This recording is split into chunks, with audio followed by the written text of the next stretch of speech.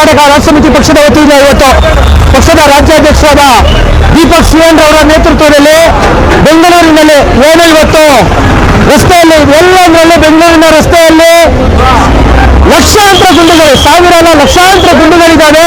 ಇದು ಈ ಗುಂಡುಗಳ ವ್ಯವಸ್ಥೆಯ ಬಗ್ಗೆ ಕರ್ನಾಟಕ ರಾಷ್ಟ್ರ ಸಮಿತಿ ಪಕ್ಷದ ವತಿಯಿಂದ ಬೆಂಗಳೂರಿನ ಪೀಣ್ಯ ಕೈಗಾರಿಕಾ ಘಟಕ ಏನಿದೆ, ಪೀಣ್ಯ ಕೈಗಾರಿಕಾ ಘಟಕದಿಂದ ಕಂಠೀರವ ಸ್ಟುಡಿಯೋಗೆ ಹೋಗುವ ರಸ್ತೆಯಲ್ಲಿ ನೀವು ನೋಡಬಹುದು ಸಾಕಷ್ಟು ಗುಂಡಿಗಳು ಬಿದ್ದಿದ್ದಾವೆ. ಇದಕ್ಕೆ ಇವತ್ತಿನ ರಾಜ್ಯ ಸರ್ಕಾರದ ಮುಖ್ಯಮಂತ್ರಿಗಳು ಇದಕ್ಕೆ ನೇರ ಹೊಣೆ ಮತ್ತು ಬೆಂಗಳೂರಿನ ಏನು ಉಸ್ತುವಾರಿ ಸಚಿವರಿದ್ದಾರೆ ಹಾಗೂ ರಾಜ್ಯದ ಉಪಮುಖ್ಯಮಂತ್ರಿ ಆದಂತಹ ಡಿ.ಕೆ. ಶಿವಕುಮಾರ್, ಸ್ಥಳೀಯ ಶಾಸಕರಾದ ಇಲ್ಲಿನ ಸ್ಥಳೀಯ ಶಾಸಕರು, ಇದು ರಾಜರಾಜೇಶ್ವರಿ ನಗರ ವಿಧಾನಸಭಾ ಕ್ಷೇತ್ರಕ್ಕೆ ಸೇರಿರುವಂತದ್ದು. ಇಲ್ಲಿನ ಕ್ಷೇತ್ರದ ಶಾಸಕರಾದಂತಹ ಮುನಿರತ್ನ ಹಾಗೂ ಸಂಸದರಾದಂತಹ ಡಾಕ್ಟರ್ ಸಿ.ಎಂ. ಮಂಜುನಾಥ್ ರವರೇ ಈ ಗುಂಡುಗಳಿಗೆ ನೇರ ಹೊಣೆ. ಹಾಗಾಗಿ ಕರ್ನಾಟಕ ರಾಜ್ಯ ಸಮಿತಿ ಪಕ್ಷ ಇದರ ವಿರುದ್ಧ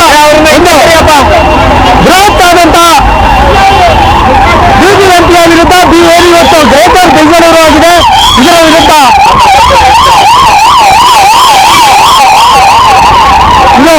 ಈ ವ್ಯವಸ್ಥೆಯ ವಿರುದ್ಧ ಈಗ ಪಕ್ಷದ ರಾಜ್ಯಾಧ್ಯಕ್ಷರಾದಂತಹ ದೀಪಕ್ ಸಿಎನ್ ಅವರು ನಮ್ಮನ್ನೆಲ್ಲ ಉದ್ದೇಶಿಸಿ ಮಾತನಾಡಬೇಕು ಮತ್ತು ಪೋಸ್ಟರ್ ಅನ್ನು ಬಿಡುಗಡೆಗೊಳಿಸಬೇಕು ಅಂತ ಹೇಳಿ ನಾನು ಈ ಮೂಲಕ ಅವರು ಕೇಳ್ಕೊತಾ ಇದ್ದೀನಿ.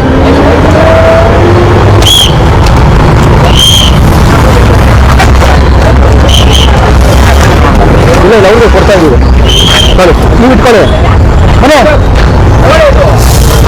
ತೊಳಿ ಗೊತ್ತಾಗ್ತಲ್ಲ ಮಾಡೋದಕ್ಕೆ. ಬಿಡಿ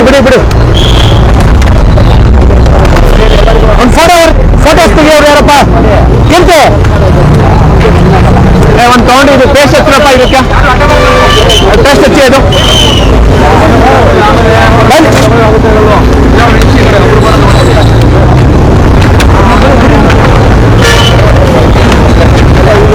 ಬಾಬು ಬಾಯ್ಲಿ ಬೇಗ ನಾಲ್ಕು ಫೋಟೋ ತೆಗಿ ಕೊಡ್ತೀವಿ. ಫೋಟೋಸು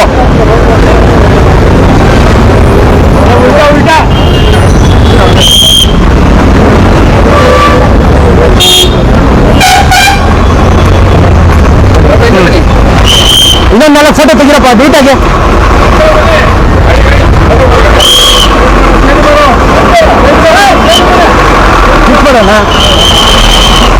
ಅಣ್ಣ ಅಷ್ಟೇ ಕೊಡ್ತೀವಿ ನಿಮಿಷ. ಹಾಂ ಸರಿ, ಇದಕ್ಕೆ ಪೇಸ್ಟ್ ಹಚ್ಬಿಟ್ಟು ಅಂಶ ಕೊಟ್ಬಿಡಿ. ಎಷ್ಟು ಬೇಕಾಗುತ್ತೆ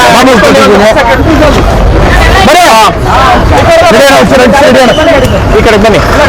ಬಂಧುಗಳೇ ನಮಸ್ಕಾರ. ಅನಿಸ್ತಾರೆ ನಾವಿವತ್ತು ಬೆಂಗಳೂರಿನ ಗುಂಡಿಗಳ ಬಗ್ಗೆ, ಗುಂಡಿಗಳೆಲ್ಲ ಭ್ರಷ್ಟಾಚಾರದ ಹುಂಡಿಗಳು, ಯಮಲೋಕದ ಕೊಂಡಿಗಳು ಅಂತ ಅಭಿಯಾನವನ್ನು ಮಾಡ್ತಾ ಇದ್ದೀವಿ.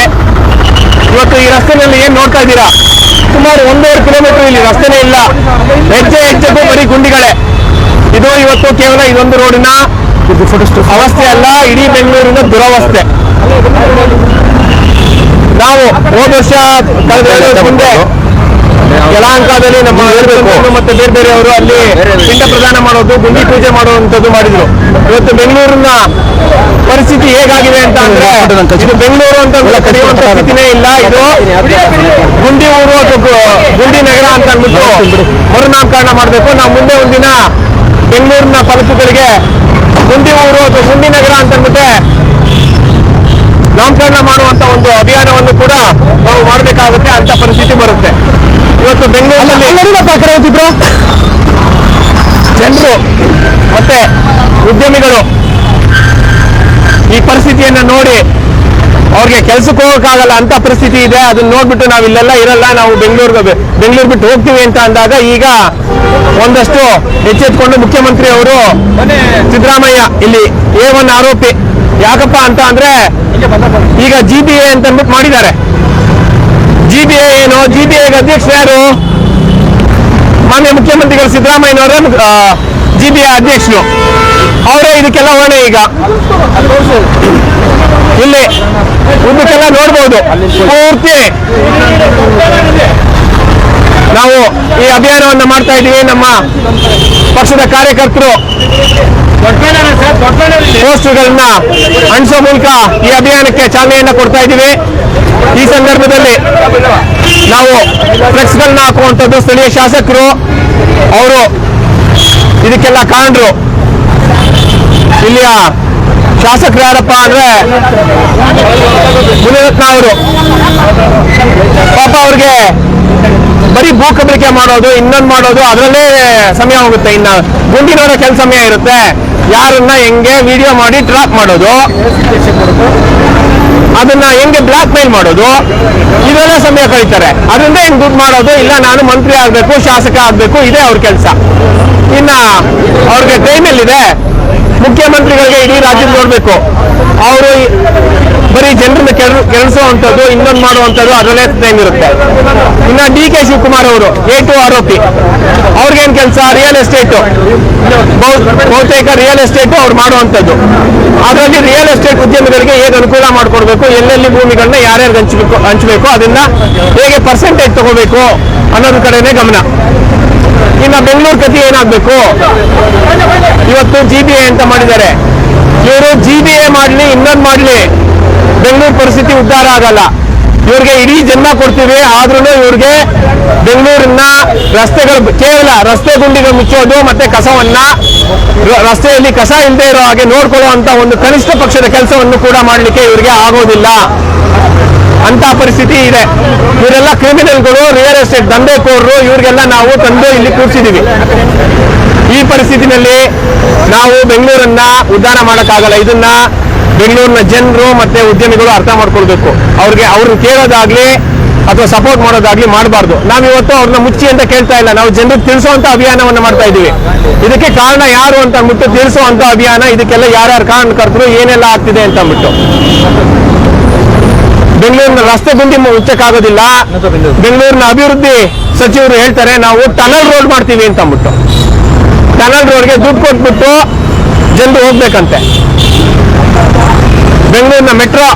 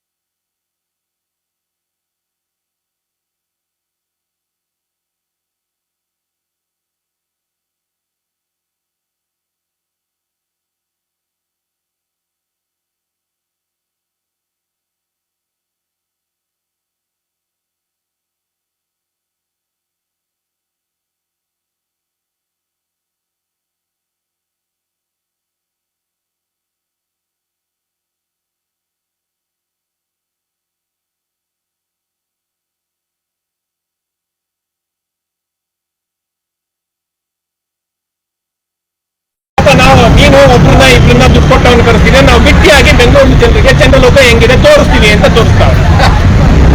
ಇದು ಅವರು ಬಹಳ ಮುಂದಾಲೋಚನೆ ಅವ್ರದ್ದು. ಆಮೇಲೆ ಕೆರೆಗಳೆಲ್ಲ ನುಂಗಾಕೊಂಡ್ಬಿಟ್ಟಿದ್ದಾರೆ.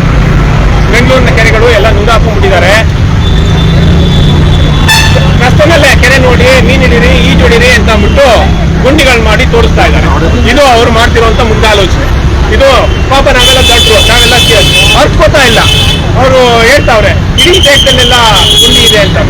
ಹೀಗೆ ಇದು ಒಂದು ವಿಡಂಬನಾತ್ಮಕವಾಗಿ ನಾವು ಹೇಳೋದಕ್ಕೆ ಇದು ಮಾಡಿದ್ದು. ಆದ್ರೆ ಅವ್ರು ಹೇಳಿದ್ದಾರೆ ಇಡೀ ದೇಶದಲ್ಲೆಲ್ಲ ಇದೆ ಅಂತ. ಪಾಪ ಅವರು ದೇಶ ವಿದೇಶಕ್ಕೆ ಮಾತಿದ್ರು, ದುಬೈ, ಅಲ್ಲಿ ಇಲ್ಲಿ ಸಿಂಗಾಪುರ ಹೋಗ್ಬಿಟ್ಟು ಬರ್ತಾರೆ. ಬಾಂಬೆಗೋ, ಚೆನ್ನೈಗೋ, ಡೆಲ್ಲಿಗೋ ಹೋಗ್ಬಿಟ್ಟು ಬಂದಿರೋ. ಡೆಲ್ಲಿಗೆ ಹೋಗ್ತಾ ಇರ್ತಾರೆ. ಪಾಪ ಅವ್ರು ಯಾವಾಗಲೂ ವಿಮಾನದಲ್ಲಿ ಆಡ್ತಾ ಇರ್ತಾರೆ. ಮೊನ್ನೆ ಜಾರಕಿಹೊಳಿನೂ ಒಂದು ಹೆಲಿಕಾಪ್ಟರ್ ತಗೊಂಡ್ಬಿಟ್ಟು ಈಗ ರಸ್ತೆ ಗುಂಡಿ ಸಾಕಪ್ಪ ನಮಗೆ, ನಾವು ಇಲ್ಲಿಂದ ರಾಜ್ಯದಲ್ಲೆಲ್ಲ ರಸ್ತೆ ಗುಂಡಿಗಳಿದಾವೆ, ನಾವು ಹೈವೇನಲ್ಲಿ ಓಡಾಡಕ್ಕಾಗಲ್ಲ ಅಂತ ಅಂದ್ಬಿಟ್ಟು ಅವರು ಹೆಲಿಕಾಪ್ಟರ್ ತಗೊಂಡಿದ್ದಾರೆ. ಇವರು ಹೆಲಿಕಾಪ್ಟರ್ ಓಡಾಡ್ತಾರೆ. ಅದರಿಂದ ಏನು ಸಮಸ್ಯೆನೇ ಅಲ್ಲ. ಆದರೆ ಜನರ ಪರಿಸ್ಥಿತಿ ಹಿಂಗಿದೆ. ಸರ್ಕಾರದಲ್ಲಿ ಹಣ ಇಲ್ಲ, ಅದಕ್ಕೆ ಈ ಪರಿಸ್ಥಿತಿ. ರಸ್ತೆ ಮಾಡಬೇಕಾದ್ರೆ ಕಾಂಟ್ರಾಕ್ಟರ್ಗಳಿಗೆ ಒಂದು ಕಂಡೀಷನ್ ಇರುತ್ತೆ ಟೆಂಡರ್ ಅಲ್ಲಿ. 3 ವರ್ಷ ಈ ರಸ್ತೆ ಗುಂಡಿಗಳನ್ನ ಮೇಂಟೈನ್ ಮಾಡಬೇಕು ಅಂತ. ಆ ರಸ್ತೆ ಗುಂಡಿಗಳನ್ನ ಮೇಂಟೈನ್ ಮಾಡಬೇಕು, ಅಲ್ಲಿ ತನಕ 10% ಹಣವನ್ನ ನಾವು ನಿಮಗೆ ಕೊಡೋದಿಲ್ಲ ಅಂತ ಅಂದ್ಬಿಟ್ಟು. ಪಾಪ ಇವ್ರ ಕಾಂಟ್ರಾಕ್ಟರ್ಗಳಿಗೆ 3 ವರ್ಷ 5 ವರ್ಷ ಆದ್ರೆ ಆ ರಸ್ತೆ ಮಾಡಿರೋದಕ್ಕೆ ದುಡ್ಡು ಕೊಟ್ಟರೆ ತಾನೇ ಅದನ್ನ ಮುಡ್ಕೊಳ್ಳುವಂಥದ್ದು, ಇಟ್ಕೊಳ್ಳುವಂಥದ್ದು ಅಥವಾ ಬ್ಲಾಕ್ ಲಿಸ್ಟ್ ಮಾಡೋಕ್ಕಾಗೋದು. ಅದ್ಯಾವುದು ಮಾಡೋಕ್ಕಾಗ್ತಿಲ್ಲ. ಕೇಳೋ ಅಂತ ಸಾಧ್ಯತೆನೇ ಇಲ್ಲ. ಕೇಳಿದ್ರೆ ಕೋರ್ಟ್ಗೆ ಹೋಗ್ತಾರೆ, ನಮ್ಮ ದುಡ್ಡು ಮೊದಲು ಕೊಡ್ಲಿ, ಆಮೇಲೆ ನಮ್ಮ ಬ್ಲಾಕ್ ಲಿಸ್ಟ್ ಹಾಕ್ಲಿ, ಇನ್ನೊಂದು ಹಾಕ್ಲಿ, ಅವ್ರು ದುಡ್ಡು ಕೊಟ್ಟಿಲ್ಲ ಅದಕ್ಕೆ ನಾವು ಮಾಡೋಕ್ಕಾಗಿಲ್ಲ ಅಂತ ಹೇಳ್ತಾರೆ. ಆದ್ರಿಂದ ಇವ್ರು ಏನು ಮಾಡೋಕ್ಕಾಗ್ತಿಲ್ಲ. ಹಂಗೆಲ್ಲರೂ ಮಾಡಿದ್ರೆ ದಯವಿಟ್ಟು ಲಿಸ್ಟ್ ತೋರಿಸ್ಲಿ. ಎಷ್ಟು ಜನ ಕಾಂಟ್ರಾಕ್ಟರ್ನ ಬ್ಲಾಕ್ ಲಿಸ್ಟ್ ಮಾಡಿದ್ದಾರೆ, ಎಷ್ಟು ದಂಡ ಹಾಕಿದ್ದಾರೆ, ಏನೆಲ್ಲ ರೋಡ್ ಮೇಂಟೈನ್ ಮಾಡಿದ್ದಾರೆ ಅಂತ. ಇವ್ರಿಗೆಲ್ಲ ಇದೇ ಕೆಲಸ ಆಗಿರ್ಬೇಕಾದ್ರೆ ಇನ್ನು ರಾಜ್ಯದ ಅಭಿವೃದ್ಧಿ, ಬೆಂಗಳೂರಿನ ಅಭಿವೃದ್ಧಿ ಹೇಗೆ ಸಾಧ್ಯ ಆಗುತ್ತೆ? ಇದನ್ನ ಬೆಂಗಳೂರಿನ ಜನತೆ ಅರ್ತ್ಕೋಬೇಕು. ಪ್ರಾಮಾಣಿಕರಿಗೆ, ಒಳ್ಳೆ ಉತ್ತಮ ರಾಜಕಾರಣ ಮಾಡೋರಿಗೆ ಬೆಂಬಲ ಕೊಡಬೇಕು. ಇಲ್ಲದೆ ಇದ್ರೆ ಈ ನರಕ ಯಾತ್ನೆ, ಜೀವನ ಪೂರ್ತಿ ನರಕ ಯಾತ್ನೆ. ಇಲ್ಲಿ ನೋಡ್ತಾ ಇದೀವಿ, ಬೆಳಗ್ಗೆಯಿಂದ ಏನೂ ಇಲ್ಲ, ಟ್ರಾಫಿಕ್ಕೇ ಇಲ್ಲ. ಒಂದು ಒಳ್ಳೆ ರಸ್ತೆ ಇದ್ದಿದ್ರೆ 2 ನಿಮಿಷದಲ್ಲಿ ಇಲ್ಲಿ ಎಲ್ಲ ಹೋಗ್ಬೋದು. ಆ ಮೇಲಿಂದ ಪೀಣ್ಯ ಕಡೆಯಿಂದ ಬರುವಂತ ವೆಹಿಕಲ್ಗಳು ಅಲ್ಲಿಂದ ಆ ಕಂಠೀರವ ಜಂಕ್ಷನ್ಗೆ ಹೋಗೋ ಅಷ್ಟೊತ್ತಿಗೆ ಸುಮಾರು 10 ನಿಮಿಷ ಬೇಕಾಗುತ್ತೆ. ಅದು ಮೂಳೆ ಮುಟ್ಕೊಂಡು ಈ ತರ ಪರಿಸ್ಥಿತಿ ಇದೆ. ದಯವಿಟ್ಟು ಬೆಂಗಳೂರಿನ ಜನರು, ರಾಜ್ಯದ ಜನರು ಅರ್ಥಕೋಬೇಕು. ನಾವು ಯಾವಾಗ ಉತ್ತಮರಿಗೆ ಬೆಂಬಲ ಕೊಡ್ತೀವೋ ಅಂತ ಸಂದರ್ಭದಲ್ಲಿ ಮಾತ್ರ ಈ ಒಂದು ಸಮಾಜ ಒಳ್ಳೇದಾಗುತ್ತೆ, ನಮ್ಮ ರಸ್ತೆಗಳು, ಮೂಲಭೂತ ಸೌಕರ್ಯಗಳು ಚೆನ್ನಾಗಾಗುತ್ತೆ. ಇಲ್ಲದೆ ಇದ್ರೆ ನಾವು ಇದೇ ರೀತಿ ಬಾಳ್ಬೇಕು. ಕೂತ್ಕೊಂಡು ಇವತ್ತು ಆಸ್ತಮಾ ರೋಗಿಗಳು ಬೆಂಗಳೂರಿನಲ್ಲಿ ಅತಿ ಹೆಚ್ಚು ರಿಪೋರ್ಟ್ ಆಗ್ತಾ ಇದ್ದಾವೆ. ಯಾಕೆ ಅಂದ್ರೆ ಈ ತರದ ರಸ್ತೆಗಳಲ್ಲಿ, ಗುಂಡಿಗಳಲ್ಲಿ ಧೂಳು ಎದ್ದೇಳಿ ಅದು ಜನರಿಗೆ ಬಹಳ ತೊಂದರೆ ಆಗ್ತಾ ಇದೆ. ಈ ತರದೆಲ್ಲ ನೂರಾರು ಸಮಸ್ಯೆಗಳು. ನಾವು ಇದನ್ನ ತೊಡೆದಾಕ್ಬೇಕು, ನಿವಾರಣೆ ಮಾಡ್ಕೋಬೇಕು. ಮೊನ್ನೆ ನಾವು ಯಾದಗಿರಿನಲ್ಲಿ ಅಲ್ಲಿ ಬಹಳ ಹಿಂದುಳಿದ ಪ್ರದೇಶ, ಎಲ್ಲ ಕೈಗಾರಿಕೆಗಳನ್ನು ತಂದು ಇಲ್ಲೇ ಹಾಕ್ತಾರೆ ಬೆಂಗಳೂರಿನಲ್ಲೇ. ಯಾದಗಿರಿ, ರಾಯಚೂರು, ಗುಲ್ಬರ್ಗ ಈ ಕಡೆ ಎಲ್ಲ ಯಾಕೆ ಕೈಗಾರಿಕೆಗಳನ್ನ ಹಾಕಬಾರ್ದು? ಅಲ್ಲಿ ಒಳ್ಳೆ ಮೂಲಭೂತ ಸೌಕರ್ಯಗಳನ್ನ ಯಾಕೆ ನಿರ್ಮಾಣ ಮಾಡಬಾರ್ದು? ಅದೆಲ್ಲ ಯಾಕೆ ಸಾಧ್ಯ ಆಗಲ್ಲ? ಕೇವಲ ಬೆಂಗಳೂರು ಅನ್ಕೊಂಡು ಬೆಂಗಳೂರಿಗೆ ಬಂದ್ರೆ ಒಳ್ಳೆ ರಸ್ತೆಗಳನ್ನ ಕೊಡ್ತೀರಾ, ಒಳ್ಳೆ ಕಸಮುಕ್ತ ರಸ್ತೆಗಳನ್ನ ಕೊಡ್ತೀರಾ? ಆಗೋದಿಲ್ಲ. ಯಾಕೆ ಮಾಡ್ತೀರಾ? ತೊಲಗಿ. ನಿಮಗೆ ಯೋಗ್ಯತೆ ಇಲ್ಲ. ನಿಮಗೆ ಇಡೀ ಜನ ಕೊಟ್ಟರು ನೀವು ಒಳ್ಳೆ ರಸ್ತೆ ಮಾಡೋಕ್ಕಾಗಲ್ಲ, ಒಳ್ಳೆ ಶುಚಿತ್ವ ಇರುವಂತ ರಸ್ತೆಗಳನ್ನ ಕೊಡ್ಲಿಕ್ಕಾಗಲ್ಲ, ಕಸಮುಕ್ತ ರಸ್ತೆ ಮಾಡ್ಲಿಕ್ಕಾಗಲ್ಲ. ದಯವಿಟ್ಟು ನೀವೆಲ್ಲ ತೊಲಗಿ. ಆದ್ರಿಂದ ಜನರು ಬಹಳ ಎಚ್ಚರಿಕೆಯಿಂದ ಮುಂದೆ ಚುನಾವಣೆಗಳಲ್ಲಿ ಪಾಲ್ಗೊಳ್ಬೇಕು. ವೋಟ್ ಹಾಕಲ್ಲ ಅಂತ ಕೆಲವರು ಯಾರು ಹೇಳ್ತಿದ್ರು, ಅದು ಕೂಡ ತಪ್ಪೆ.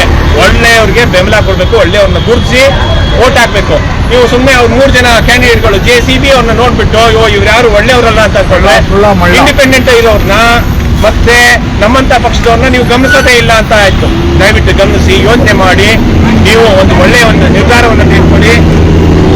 ಆ ನಿಟ್ಟಿನಲ್ಲಿ ದಯವಿಟ್ಟು KRS ಪಕ್ಷ ನಿರಂತರವಾಗಿ ರಾಜ್ಯದಲ್ಲಿ ಹೋರಾಡ್ತಾ ಇದೆ. ಮೊನ್ನೆ ಬಿಜಾಪುರದಲ್ಲೂ ಕೂಡ ಇದೇ ರಸ್ತೆ ಬಗ್ಗೆ, ಮದ್ದೂರಿನಲ್ಲೂ ರಸ್ತೆ ಗುಂಡಿಗಳ ಬಗ್ಗೆ ಅಭಿಯಾನಗಳನ್ನು ಮಾಡಿದ್ದಾರೆ. ಎಚ್ಚರಿಕೆಯನ್ನ ನೀಡುವಂತ ಒಂದು ಸಂದೇಶಗಳನ್ನ ಕೊಡ್ತಾ ಇದ್ದಾರೆ. ಇದು ರಾಜ್ಯವ್ಯಾಪಿ ಇರುವಂತ ಸಮಸ್ಯೆ. ಇದು ದುರಾಡಳಿತದ ಹಿಡಿದಿರುವಂತ ಒಂದು ಕನ್ನಡಿ. ಇದನ್ನ ನೋಡಿಕೊಂಡು ನಮ್ಮ ಆಡಳಿತ ಎಷ್ಟು ಮಟ್ಟಿಗೆ ಇದೆ ಅಂತ ಅಂದ್ಬಿಟ್ಟು ಜನರು ತಿಳ್ಕೊಳ್ಬೇಕು. ಇದಕ್ಕಿಂತ ಹೆಚ್ಚಿಗೆ ಉದಾಹರಣೆ ನಾವು ಕೊಡ್ಲಿಕ್ಕಾಗಲ್ಲ. ಆದ್ರಿಂದ ನಾವೆಲ್ಲ ಸೇರಿ ಈ ಒಂದು ನಾಡನ್ನು ಉತ್ತಮಪಡಿಸುವಂತ ಒಂದು ಕೆಲಸದಲ್ಲಿ ತೊಡ್ಕೊಳ್ಳೋಣ. ನೀವು ಎಲ್ಲ ಬನ್ನಿ, KRS ಪಕ್ಷವನ್ನ ಸೇರಿ ಅಂತ ಹೇಳ್ತಾ ನನ್ನ ಮಾತನ್ನ ಮುಗಿಸ್ತೀನಿ. ಕರ್ನಾಟಕ ರಾಷ್ಟ್ರ ಸಮಿತಿ ಪಕ್ಷಕ್ಕೆ, KRS ಪಕ್ಷಕ್ಕೆ ಸೇನೆ ಮಾಡಿ ಮಾಡುತ್ತಲೇ ಇರಿ. ಜೈ ಹಿಂದ್, ಜೈ ಕರ್ನಾಟಕ, ಜೈ ಕರ್ನಾಟಕ, ಜೈ KRS. ನಮಸ್ಕಾರ.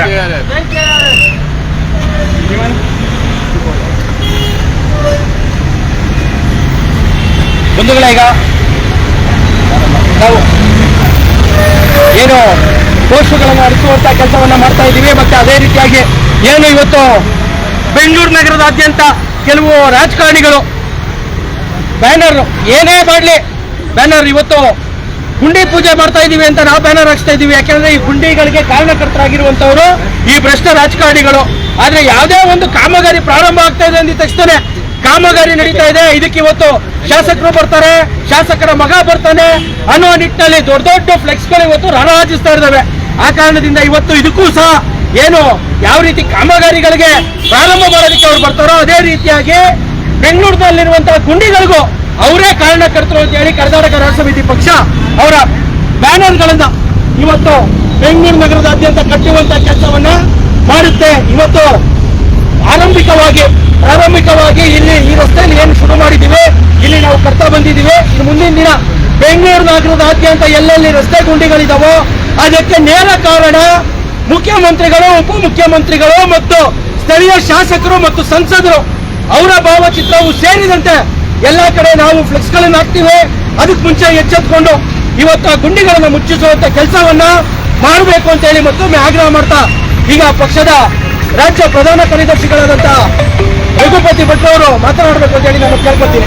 ಏನಿಲ್ಲ, ನಾನು ಒಂದೆರಡೇ ಅಂಶಗಳನ್ನ ಹೇಳಬೇಕು ಅಂತ. ಯಾವುದೇ ಕಾಮಗಾರಿ, ರಸ್ತೆ ಕಾಮಗಾರಿ ಆಗಲಿ ಇನ್ನೊಂದಾಗ್ಲಿ, ಉದ್ಘಾಟನೆ ಮಾಡಕ್ಕೆ ಓಡಾಡಿ ಬರ್ತಾರೆ ಕತ್ತಿ ಹಿಡ್ಕೊಂಡು. ಎಲ್ಲಿ ಎಲ್ಲಿ ಎಲ್ಲಿ ಎಲ್ಲಿ ಎಲ್ಲಿ ಎಲ್ಲಿ ಎಲ್ಲಿ ಅದು ಯಾರೇ ಮಾಡಿರ್ಲಿ ಕಾಮಗಾರಿ. ಆದ್ರೆ ರಸ್ತೆ ಗುಂಡಿಗಳನ್ನ ಮುಚ್ಚೋದಕ್ಕೆ ಅಥವಾ ಈ ಜನರ ಸಮಸ್ಯೆನ ಆಲಿಸೋದಕ್ಕೆ ಯಾರು ಬರಲ್ಲ. ಅದಕ್ಕೆ ಅವರು ಹಾಕುವಂತ ಫ್ಲೆಕ್ಸ್ಗಳನ್ನ ಅವ್ರು ಹಾಕಲ್ಲ. ಈ ಫ್ಲೆಕ್ಸ್ಗಳು ನಾವು ಇವತ್ತು ಹಾಕ್ತಾ ಇದೀವಿ KRS ಪಕ್ಷದ ವತಿಯಿಂದ. ಆಮೇಲೆ ಪ್ರಮುಖವಾಗಿ ಇನ್ನೊಂದು ಮುಖ್ಯವಾದ ಅಂಶಗಳನ್ನ ನಾಗರಿಕರು ಗಮನಿಸಬೇಕು. ಈ ರಸ್ತೆ ಗುಂಡಿಗಳು ಏನಾಗಿದಾವಲ್ಲ, ಅರ್ಧಕ್ಕರ್ಧ ರಸ್ತೆ ಗುಂಡಿಗಳು ಆಗಿರುವಂತದ್ದು ಈ BWSSP ಅವರು, ಬೆಸ್ಕಾಂ ಅವರು, ಇನ್ನೊಂದು ಯಾವುದೋ ಸಂಸ್ಥೆಯವರು OFC ಕೇಬಲ್ ಅಳವಡಿಸೋದಕ್ಕೆ ಅಗಿದ್ಕೊಂಡು ಹೋಗ್ತಾರಲ್ವಾ, ಅದನ್ನ ಹಾಗೆ ಬಿಟ್ಟು ಅಥವಾ ಅದನ್ನ ಕಳಪೆ ಕಾಮಗಾರಿ ಮಾಡಿಬಿಟ್ಟು ಹೋಗಿರುವಂತದ್ದು, ಯಥಾಸ್ಥಿತಿಗೆ ಮಾಡಿಸ್ತಾ ಇಲ್ಲ. ಅವರ ಕಾಂಟ್ರಾಕ್ಟ್ ಅಲ್ಲಿ ನಮ್ಮ ರಾಜ್ಯಾಧ್ಯಕ್ಷರು ದೀಪಕ್ ಸಿಂಗ್ ಅವರು ಹೇಳ್ದಂಗೆ ಕಾಂಟ್ರಾಕ್ಟರ್ಗಳ ಕಾಂಟ್ರಾಕ್ಟ್ ಅಲ್ಲಿ ಅದು ಒಂದು ಅಂಶ ಇದೆ. ಯಾವ ಕಾಮಗಾರಿನ ಅವರು ಮಾಡುವಾಗ ಏನಾದರೂ ಮೂಲಭೂತ ಸೌಕರ್ಯಗಳಿಗೆ ತೊಂದರೆ ಆದ್ರೆ ಅದನ್ನ ಯಥಾಸ್ಥಿತಿಗೆ ಮಾಡಿಸ್